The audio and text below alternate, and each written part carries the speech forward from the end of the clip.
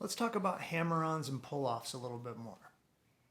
Now, I'm going to put a picture up here of how they're commonly notated. Again, just something I hand wrote out here, but you'll see them in printed tab if you're looking at the song on the internet.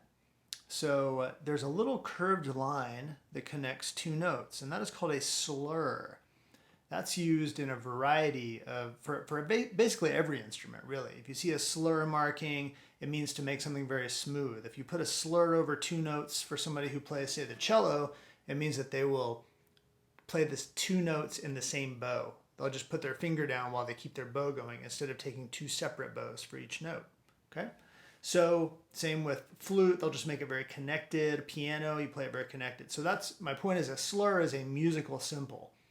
The hammer-on and the pull-off is how we as guitar players play a slur.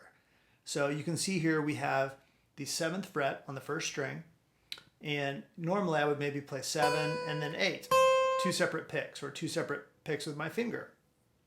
Because there's a slur over top of it, instead from 7 to 8 I'm going to hammer on my middle finger. I'm only going to pluck once. I'm going to do it like that, which is just a really cool thing that you can do on the guitar. It just has that sound. I just showed it to somebody the other day and they said, oh, that's what makes that guitar sound that I've heard before. So that's it, yeah. When you're playing a bunch of stuff, it's just so nice to sometimes see a little hammer on now and then just has a cool quality to it. So the opposite of a hammer-on is called a pull-off. And that's where I have my 8th fret, but look, I kind of already have my 7th fret down. And I'm going to pull off, and I'm almost going to just slightly pluck it a little bit. I don't have to do it hard, but just a little bit to get that other note to come out. Now, some people will lift this one off, and when they pull off, they'll kind of hammer on down to it. And that can work okay, but usually I like to hammer on and then pull off. Very simple, just a very simple process, trying to keep it as simple as possible. You do not have to hit it super hard to make it work, but when you first start, it may be hard to get that to come out because you do have to be somewhat firm with it to get it to come out. But usually when it doesn't pop out, it's because you missed the string just a little bit. So you have to be firm and accurate, but you don't have to kill it. So you may have watched my finger warm-up video, and it has a hammer-on pull-off section, and that's a great way to practice your hammer-ons and pull-offs.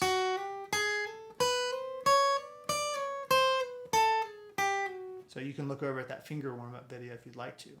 But I just wanted to introduce what hammer-ons and pull-offs are in case you aren't familiar.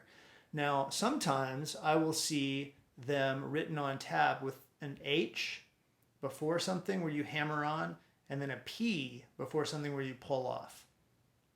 Seems a little unnecessary to me when you can just do it with the slur marking, but hey, if that makes it more makes it more clear for somebody, that's great. But you might see that too. But hammer-ons and pull-offs, they're really, really neat. There's even whole songs that are just hammer-ons and pull-offs. It's just such a cool sound.